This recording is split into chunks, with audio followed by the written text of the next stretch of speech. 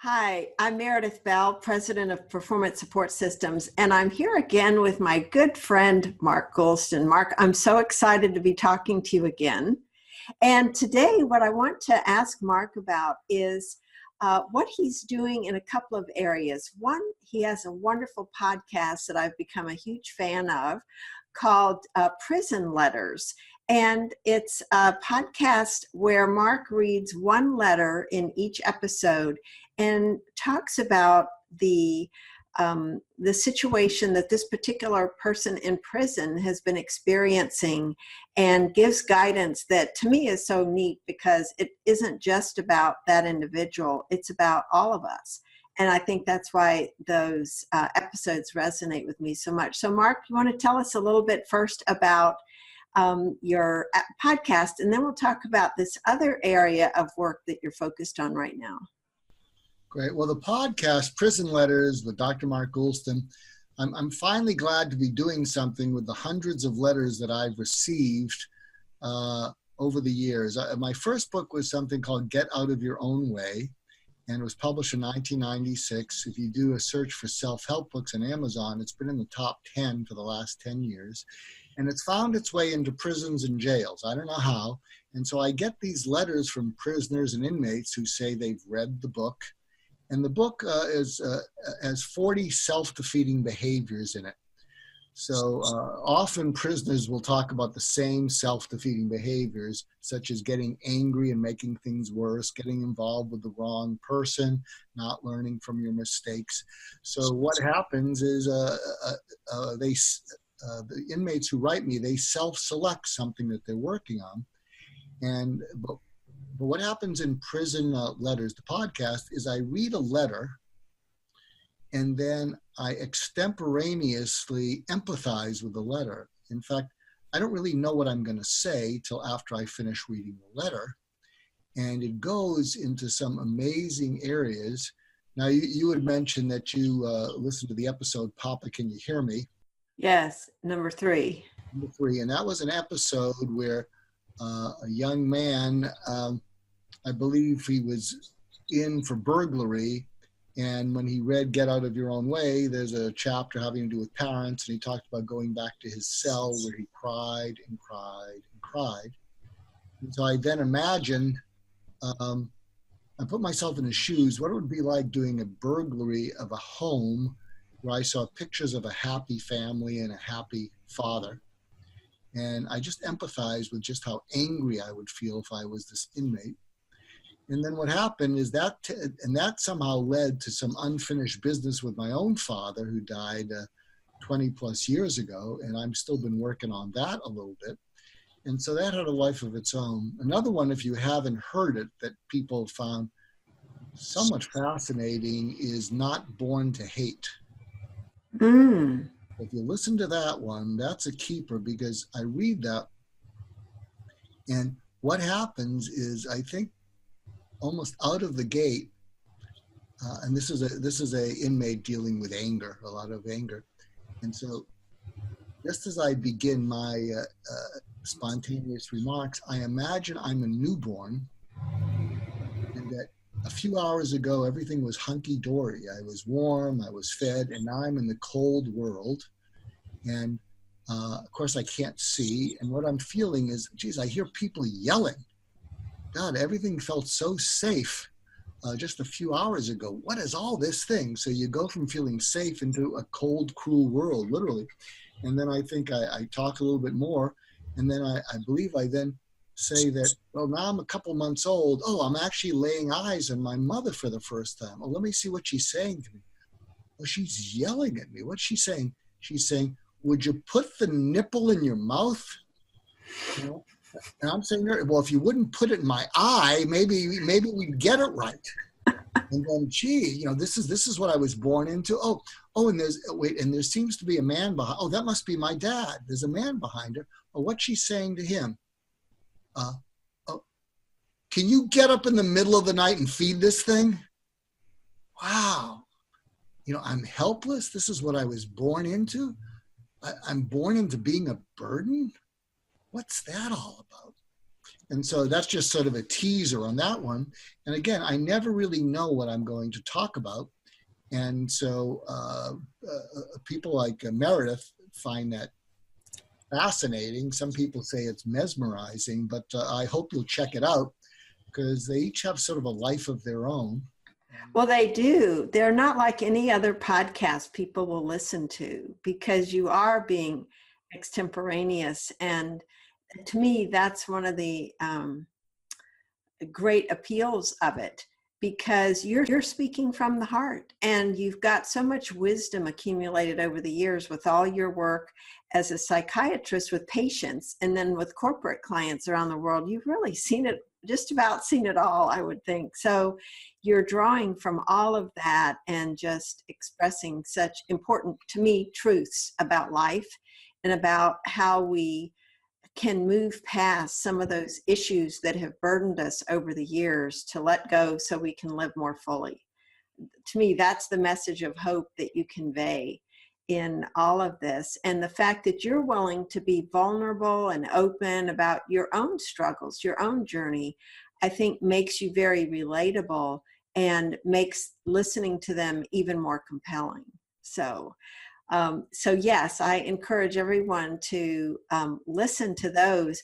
I also wanted, though, to explore with you this new branding that you're doing with yourself about mentoring others. So please talk about that as your business has evolved, as we all evolve over time, but you in particular are very proactive about seeking how you can have the greatest impact on others and, I guess, penetrate more inside client organizations and make a real difference.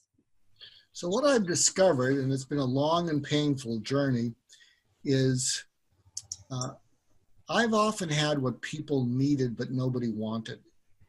So people need to listen better, but nobody wants to. And in fact, I was about to give up giving presentations and training on listening because I think Americans have become worse listeners, and many Americans have lost their curiosity.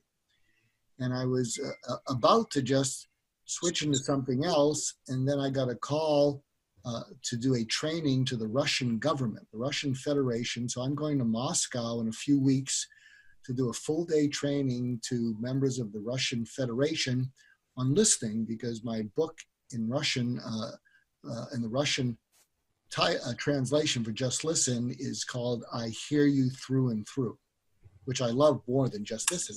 Oh, yes. And so I'm going there ostensibly to do a day training on getting through to people through listening.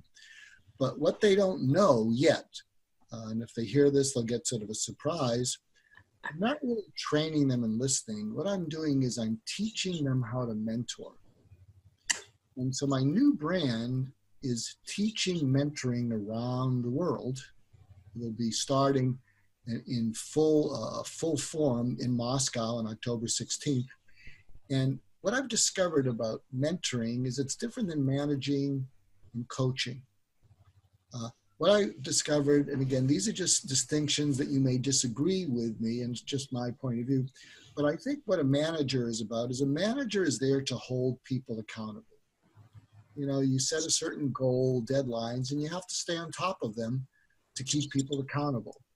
A coach helps people to perform better, but it's often a short-term goal. You coach someone for a game.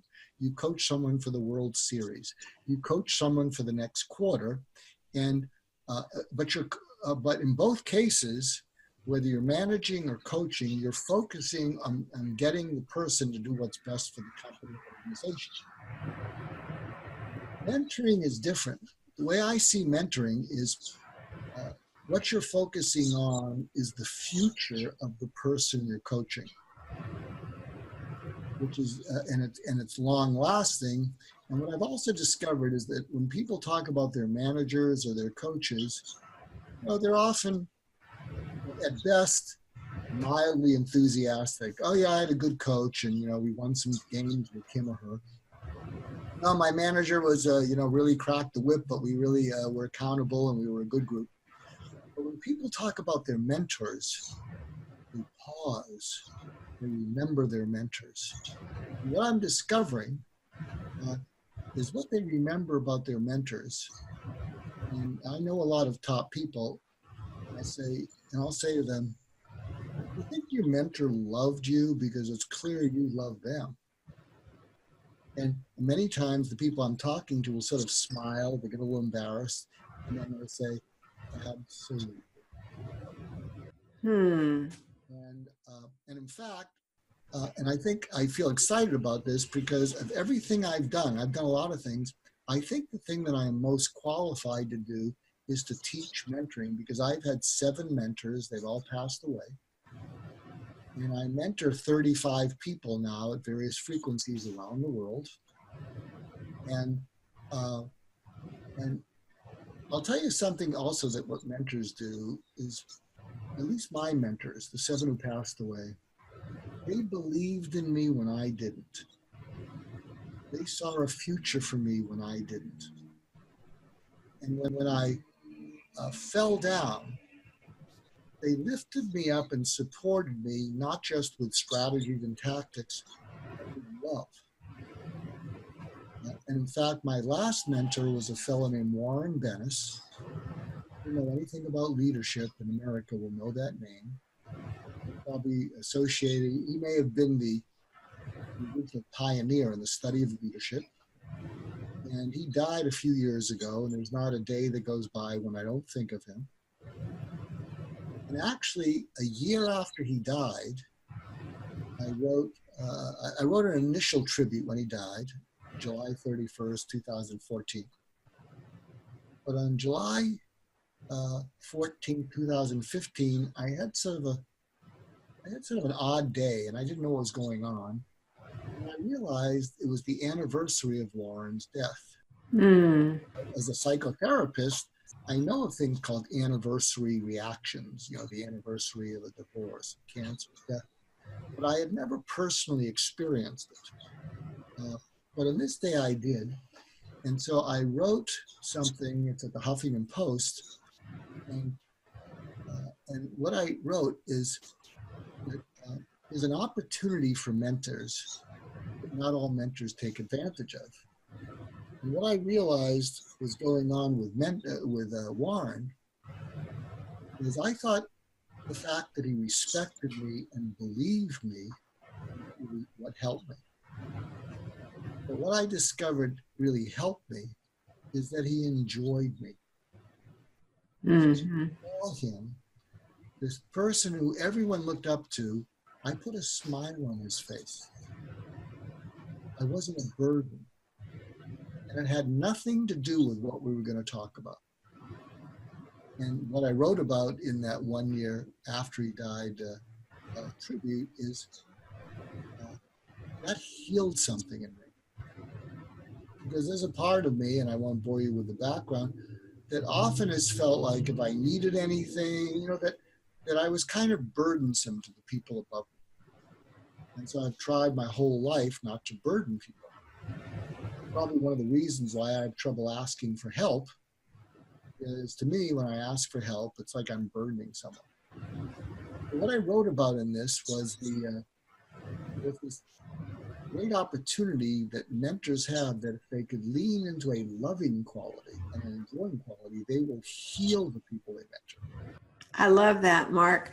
And I'd like you to go a little bit deeper with that, because the word love and healing, you don't hear that much in the corporate world overtly, even though it exists. So from your perspective, and working, let's say, with Warren, or even the people that you mentor, how is it with him you knew that he enjoyed you, that he loved you, and really cared deeply about you?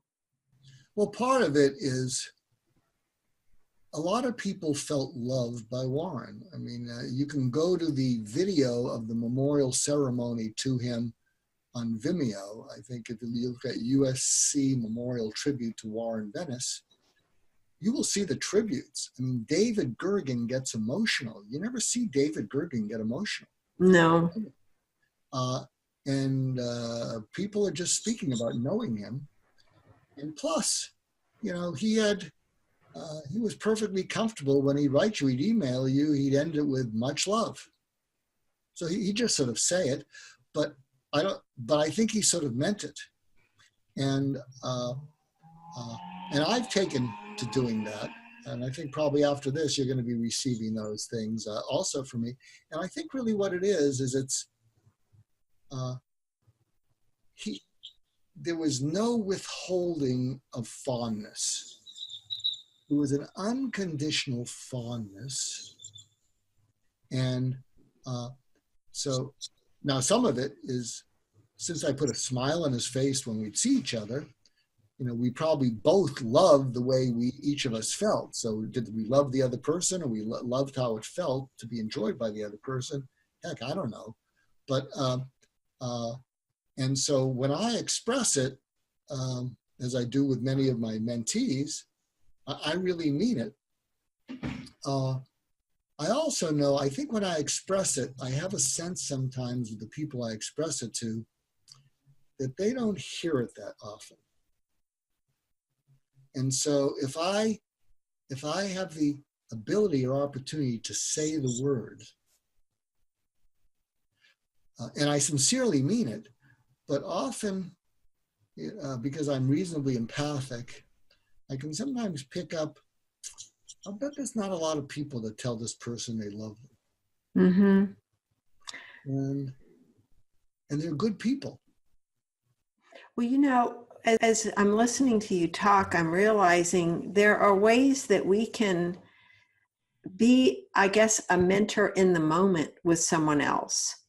There was, to build on what you just said, I was having a follow-up conversation with a podcast host one day, and we had recorded the episode, and I was giving him, you could say it was positive feedback, but it was observations about him as a human being and what I saw as such natural strengths and qualities. He started tearing up during our conversation because we were on a video call. And he said, Meredith, no one has ever said anything like that to me before.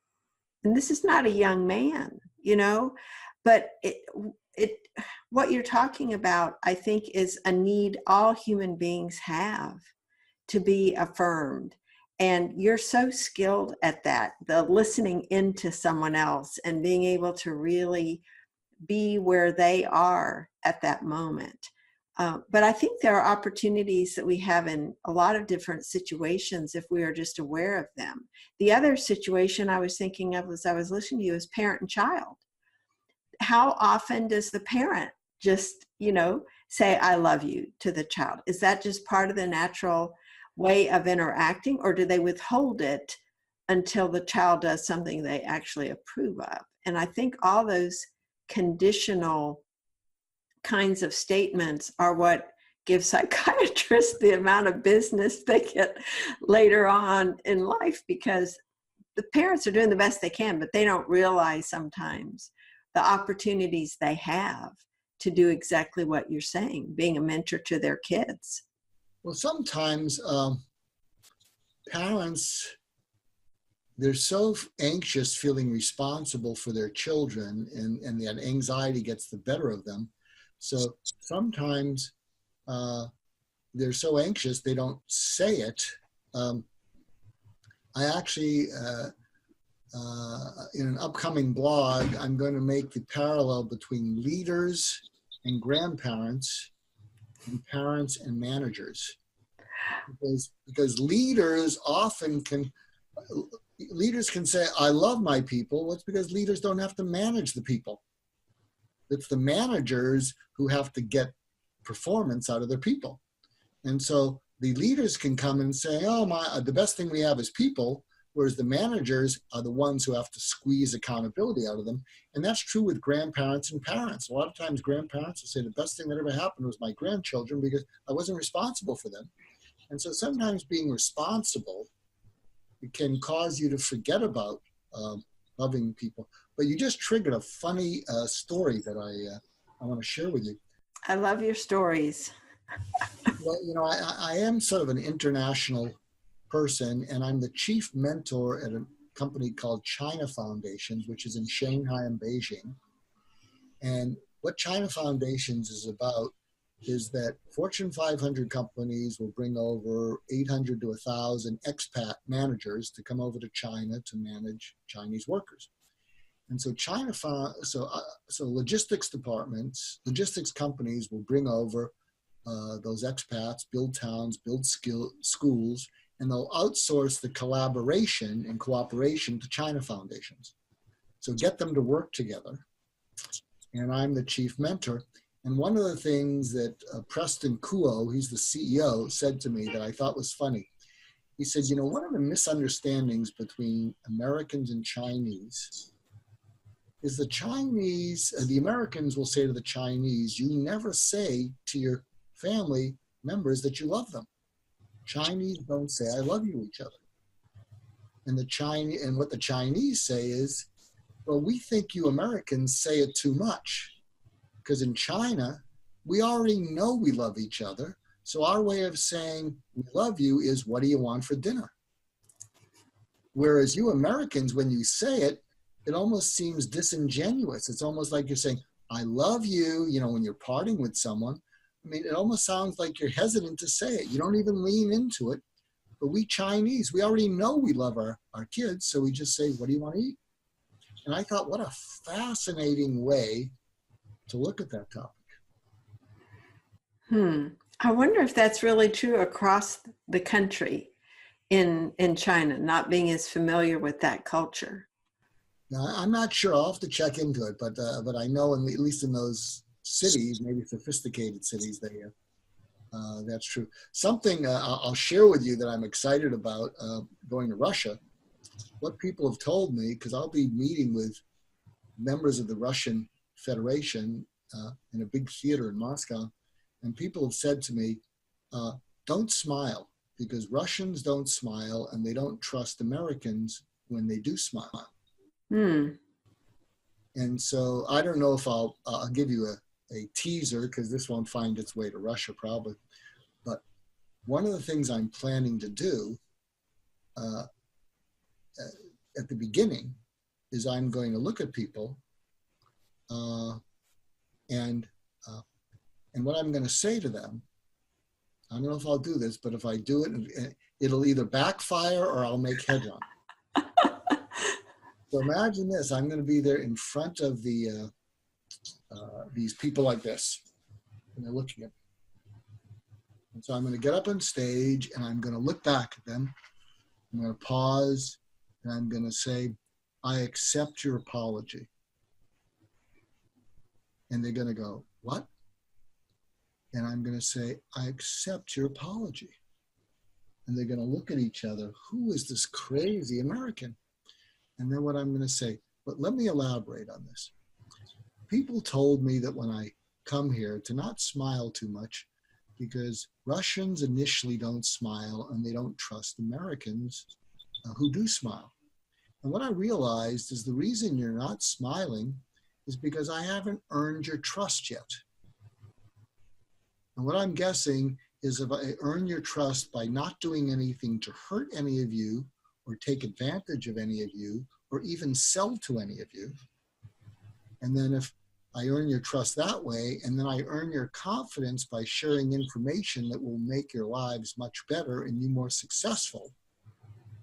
What I'm guessing is that if I can do that in our time together, not only will you trust me and have confidence in me, but you're not only going to smile, we're going to go dancing with beers, drinking vodka. You're going to drink me under the table, and two of you strong people are going to carry me back to my hotel room. That's my intro. I don't know if I'll have the nerve to do it, but it feels good. So well, you'll certainly grab their attention. You'll have all of them looking at each other, wondering about you. I think you just wondered about me. Well, no, the apology part. Yeah, I wondered where you were going with it. That's fascinating, though. There's a woman you should have on that you should interview, and I'll introduce you. Her name is Dr. Shawn Duperon. Okay.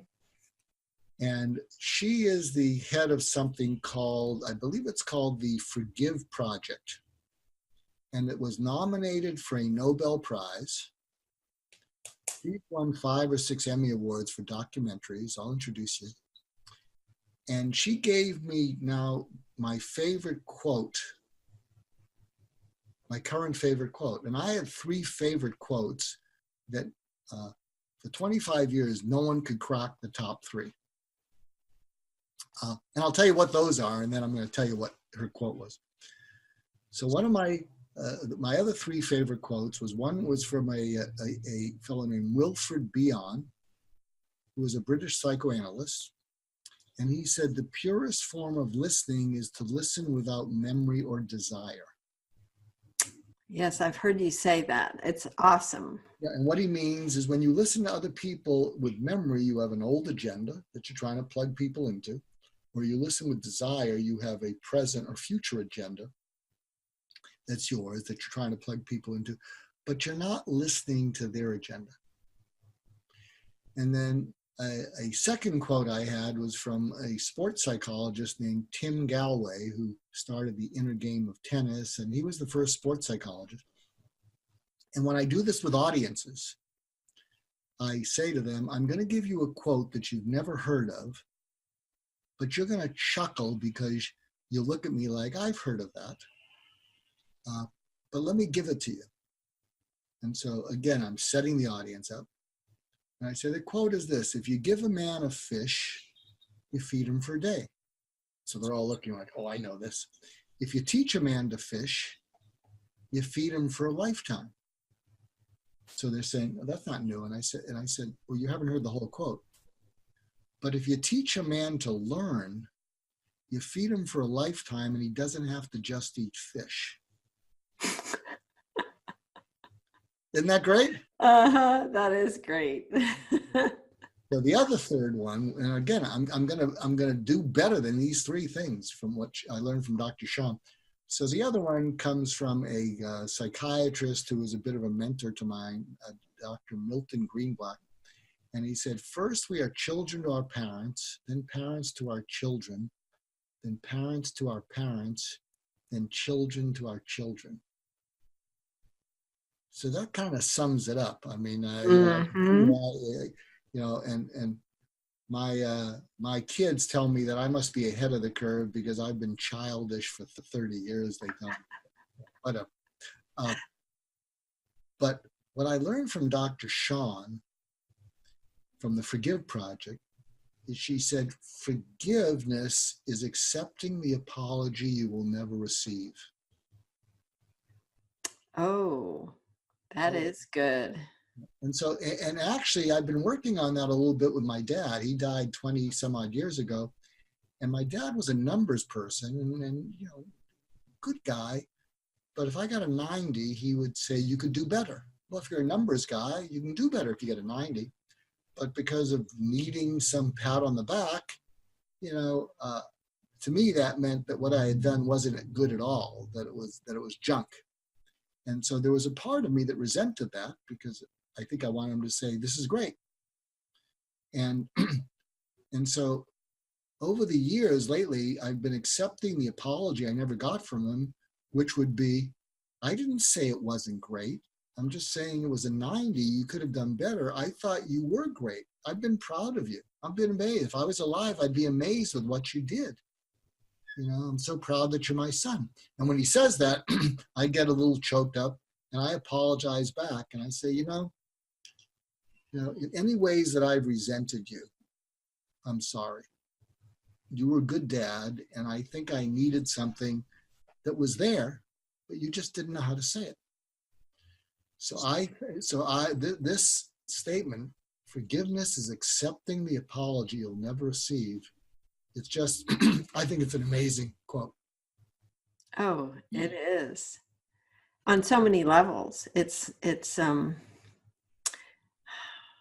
just thinking about people managing their expectations and, wanting somebody to recognize it, who's still alive, obviously, the error of their ways and to come back and apologize, that expectation or hope they're going to do it when maybe they're not capable of it. But to be able to really do it for yourself based on that quote, where you can use your own imagination to work through that situation without relying on that person doing something specific. Well, absolutely. In fact, I have an anecdote that I'm not sure if I shared this before, and I think it's related to this somewhat. I was on a plane flying to Washington to give some talk, and I think I was in first class, and I was next to this man. I didn't recognize him, but he was some muck-a-muck for some studio, and you never want to sit with me for 4 hours on a flight. I mean, you just never know what you're going to get into. So we start talking, and he was telling me, and he wasn't bragging, a great guy. He was telling me, his job and how he was really well liked, and he really liked people and all that. And maybe the one drink I had loosened me up, and I said, "There's something eating away at you. What is that?" And he looked at me. He said, "What?" And again, this is out of context. I wouldn't say this to someone, first sentence out. And I said, "Yeah, there's something eating away at you." He said, "Well, I resented growing up poor."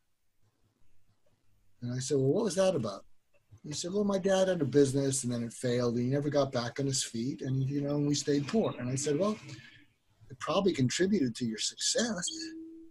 And he looked at me and he said, because he had a drink, and he said, "I'm sure it did, but you asked me what was eating away at me, and that's what it was." And then he says, "Well, I've worked it through though. I saw a psychologist and I put it in perspective."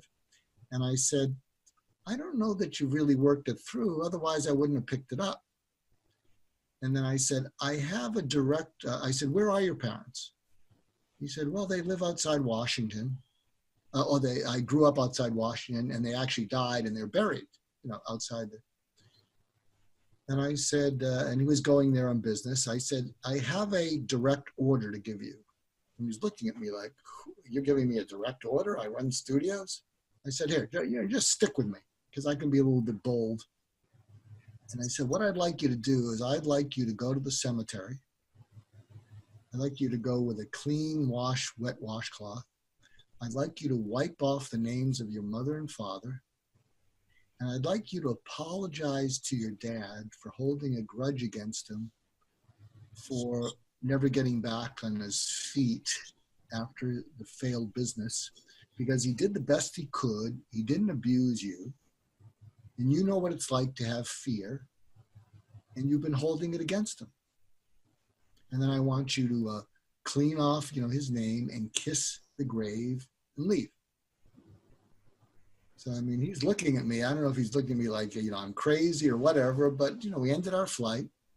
And then a week later, I sent him an email, and he has sort of a strange name. And so I misspelled it. And so I just figured he blew me off. And but then I realized I misspelled it, and I sent him another email 2 weeks later, and I said, "Hi, it's me. I hope you had a good trip to Washington, and hope it wasn't too up close and personal, what I suggested." And he sends me an email, very short one. He said, "I did everything you told me to do. It's changed everything. Too much to talk about. Let's meet." Wow. It's a pretty good story, isn't it, Meredith? It is. You are just full of stories. It's amazing the stories that you have, and you tell them so well. So did you end up meeting with him? Yeah, no. We get together now every couple months, and Okay. And so it's but this mentoring thing, I'm really excited about it because, as I said, and I feel for people who are coaches, but my perception is people still associate coach. Okay, in athletics you accept it, but in the coaching and life coaching and professional coaching, there still has a negative connotation. Oh, there's something wrong. Oh, someone's coaching me so that I can have a better personality, or coaching me on time management. But it seems remedial. But what I really love about mentoring is, as I said, when people talk about mentors, not only aren't they hesitant, they love sharing their stories about mentors, like I did with you about Warren Bennis. Let me ask you something, Mark. When you think about working with people and teaching them how to be mentors, What is it you want them to be able to do differently as a result of their work with you when they are then working with their direct reports or other people at work or even at home? Well, it's not for everyone. So it's again,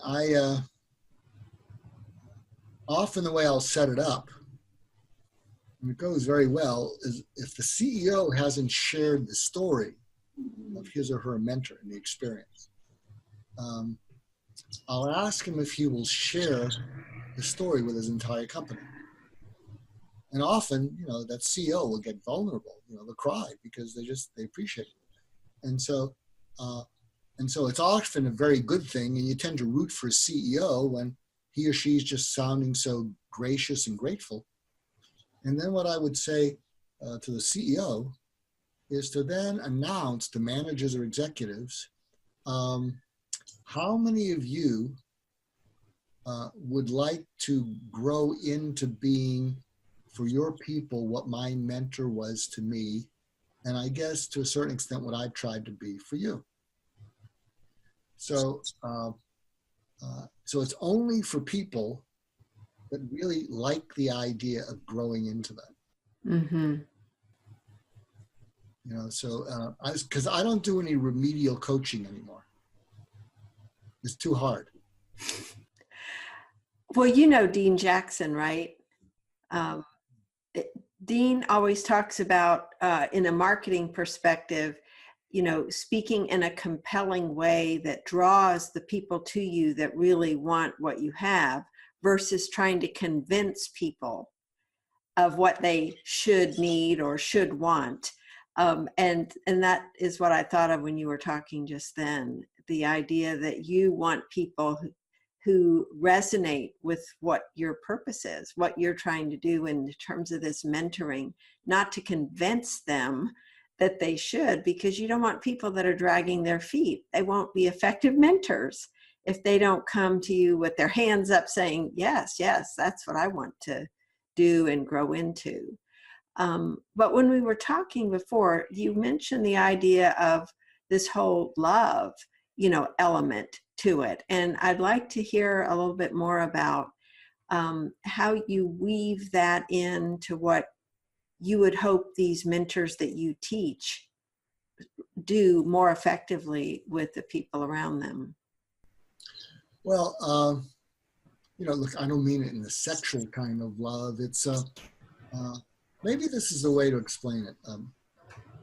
Something I often talk about in presentations is to be aware that we're always triggering flashbacks in other people. The psychological term for it is transference. Meaning often we remind people of other people. And so what I suggest is, if that's true, you want to trigger a positive flashback. Mm-hmm. And I think one of the reasons that I seem to do pretty well is I trigger in people when I ask people, and I will now call it mentoring. I used to call it coaching, but I'll now mentor more women than men. When I say, you can think I might be hired as a coach, but I would say, no, I'm going to mentor. And I'll say, why would you choose me and not a woman? What these women say is, you're like the big brother I always wanted.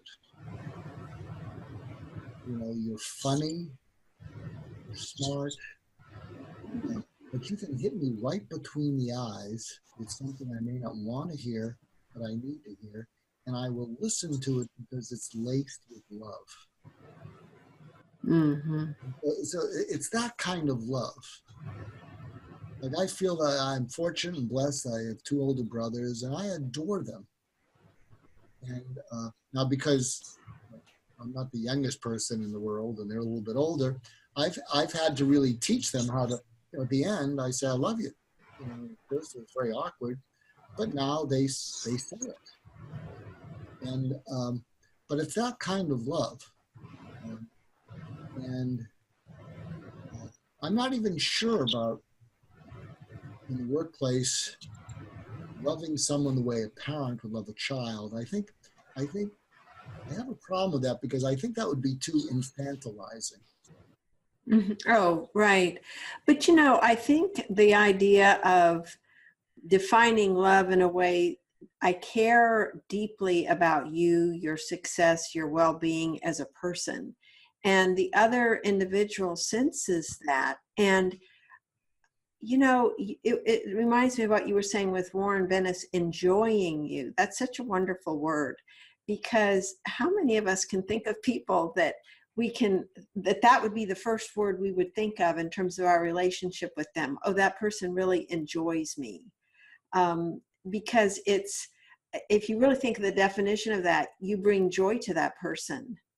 And so that's a form of love. I think we don't have to worry about in the workplace necessarily saying the words "I love you," because that may not be appropriate, but to think of ways to convey how important that other person is to you. I just think people are hesitant to do that for any number of reasons, which would be another whole conversation. But I've noticed the withholding of giving compliments, saying, giving positive feedback. It's almost like there's this deficit thinking. If I say something good to you, then there's not enough left for me, sort of thing. Or it just not occurring to them. Or maybe like you were referring to the Chinese. Oh, they don't need to know that. They should already know this. But in fact, the other person may not. So I think learning the skills that I think you're teaching and you're mentoring to verbalize to other people their importance. Well, you bring up a good point, because I think I agree with you. I don't know that you have to say the word love, and it's probably inappropriate, and you're probably going to get dinged by the employment lawyer. Another way of saying is being loving. Nursing can show loving care towards their patient. Mm-hmm. Professional care. So what is loving care when a nurse does it to a patient? It's tender, it's kind, it's compassionate, it's supportive. So maybe that's a better definition, and we might modify how we started this. It's showing a loving quality in the way you interact with people. And again, I think it is. There's a kindliness, there's compassion, there's caring. So maybe it's more that. Maybe it's being more loving. Mm-hmm. Mm-hmm. Because I'm thinking of the difference between the Chinese and the Americans, and the Chinese don't say "I love you." But I'm sure when they're taking care of their elderly, when they're feeding them, that you probably see that they're doing it in a very loving way. Mm-hmm. Yeah. The tender is good, and also just with such respect. I forget when the word disrespected, feeling disrespected came into our language. But I think that evolved from the result of people feeling that someone else was really not respecting them as a human being. And again, when you think of those basic needs that people have, I think that to me is a key part of when you're teaching mentoring, circling back now to where you want to go with your own work with clients, this idea of teaching them to be strong mentors. And so what does that look like when they interact with people? How are they different after your instruction to them than they were before? What are they doing differently with the people they're interacting? What's your goal, I should say, for them in going through that transformation of becoming good mentors? Well, I think the great power that my mentors, or not power, but influence that my mentors had on me is, now again, it may be that it's quite well could be that I needed something from them that I didn't get from my parents, my father. But what really motivated me is their esteem. And it also motivated me to never do anything that would disappoint them. Not because I would feel guilty, it's that their esteem for me was so valuable and important. And it's interesting because I don't see myself as, I guess I'm a thought leader, but I don't see myself as any big hotshot of anything. But I guess people feel towards me that my esteem for them really is special. It really matters to them. In fact, I'll give you another anecdote. Again, my anecdotes are loosely related, but you've been so tolerant. Something that I say to people who the world perceives as somebody. So rightly or wrongly, the world perceives me as a somebody with all these books and podcasts and whatever. And one of the greatest things, gifts and opportunities you have as a somebody is you can elevate people who feel like nobodies by paying attention to them. I mean, you elevate them immediately by just having a conversation. And actually, if you're a big somebody, which I'm not, I'm a moderate somebody, is you can take a nobody and cause them to feel like a somebody because they can tell their friends, you'll never guess who I had a conversation with last night. So I'll give you an example of the power of that. Years ago, I was a co-host on a public radio show called Ebony. And when I would visit, it would be Ebony and Ivory. And I think the main host was a woman named Linda Clegg. Loved Linda, and it was at one of the local NPR stations. And so she invited me to attend or do a presentation to one of her classes that she did at one of the local community colleges. It was an evening class. And so I was there with a African-American, and it was a class on criticism, learning how to think critically. And so I fashioned a program, and there was about 35 kids, no Caucasian, mostly Asian, some Hispanic, but this was evening class at this community college. And so we had an exercise where we went around and asked them to make assumptions about me and the Black other guests. So some of the assumptions about her was that she was on welfare, or that she had 6 kids. And the reality is that she had no kids, and she actually was a professor at the Sorbonne. And then with me, they made various assumptions about me, and they were actually closer because I sort of looked like a professorial type, and so they guessed that I might be something like that. But then I took it to another level, and we actually videoed this, but I can't find the video. So I got in the middle of the room, and we had a camera over my shoulder. One by one, I looked into each of these young adults' eyes, and I said, what is something that nobody in the world understands about you? And I swear, each of them were really focused on what they were going to say. And one by one, they started saying the same thing. And they weren't aware that they were saying the same thing because they were just thinking about what they were going to say. And what they would say is, what nobody in the world understands about me is how important it is for me to educate myself. My family says, look, you work a full-time job. Why are you going to class in the evening? You don't need to go to school. And so what people don't understand is that I have to do this. I have to get educated. And about a third of the way around, I said, have any of you noticed that you're all saying the same thing? You're saying nobody in the world understands something, and you're also saying the same thing. And then towards the end of the class, there was a young man from Vietnam, and he started crying. And I said, what are you crying about? He said, I've been in the United States for about 4 years, and this moment is the only moment I've ever felt like I belonged anywhere. So can you picture it? I mean, they're sharing these things and they're bonding. But getting back to the somebody, nobody thing.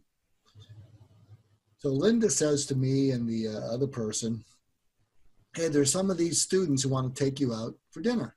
So can you come back a couple of weeks later? So I come back a couple of weeks later with the other guest, and we go to I forget, some kind of restaurant. And we met with about 6 or 8 of these students, and they were asking us questions. And then as we're walking back to the parking lot, this cute little Hispanic girl named Esperanza. She must have been about 4'9". As we're walking back to the parking lot, she's just staring at me. It's weird. She's just staring at me. And I said, Esperanza, what's going on? She looked at me and she said, people like you don't spend an evening with people like us. Mm. And I just can't understand it. And it got to me like it's getting to you and getting to me now. I said, well, you're worth spending time with. But I think that's a great example that if you're a somebody, just giving your attention to people who feel like nobodies, it's amazing what that can be like. Mm-hmm. I remember, I think in Just Listen, some anecdote, and I think it was an anecdote of someone reaching out to me from India that he was kind of suicidal, he was having some trouble failing in one of his classes. And then I said something that helped him. But then he sent me an email and he said, nobody as famous as you has ever acknowledged me in my entire life. So I'm just saying that whether it's mentoring, whether it's using the influence that you have to elevate other people, great opportunity. And Mark, what you're really getting at to me too is we're somebody to a lot of people, no matter how we might see ourselves. Well, I'm a nobody at home. I'm roadkill at home. Well, but no, they love me. I just hold court, and I try not to be offended that I'm totally ignored. But I love my wife and kids, and it's a great family. Well, yes, that's a whole different area. But I think an important takeaway from what you've been saying is we don't always know how we're perceived by other people, and therefore the fact that we might share something that would elevate them, no matter what the relationship, is in terms of boss, peer, direct report, subordinate, whatever, there are ways that we can elevate, another person and help them feel more valued. Because I'm trying to remember, who was it? Zig Ziglar or Mary Kay talked about, everybody's wearing a sign saying, make me feel important. Who was it that said that? It's really true, because we tend to discount our own talents, abilities, accomplishments. That inner critic jumps in so easily for many of us. And so to have someone else affirm our value, just like your dean did, that was such a compelling story. Another ad for, episode 3, where because of what he said to you in affirming your value and your worth, I could hear the impact it was having on you as you were describing that incident so many years later. It's profound. You've never forgotten it. And I think that's the thing we need to remember, that, in fact, one of my own favorite original quotes, is, a word of encouragement can live in another person's heart forever. That we need to look for those opportunities. I think it goes back to the whole thing with mentoring and raising awareness of what's possible for people, because a lot of times they just don't know. They don't realize what an impact they could have if they said something versus staying silent. Yeah, and I think when you show interest in what they have to say, it's amazing. So another one of I think Warren Bennis's quotes was, "Be more interested than you are interesting. Be more fascinated than you are fascinating." And I think when you do that, I mean, you give a real gift to the other person of value. Exactly. Yeah. So Meredith, this is a keeper. It is, Mark. Thank you.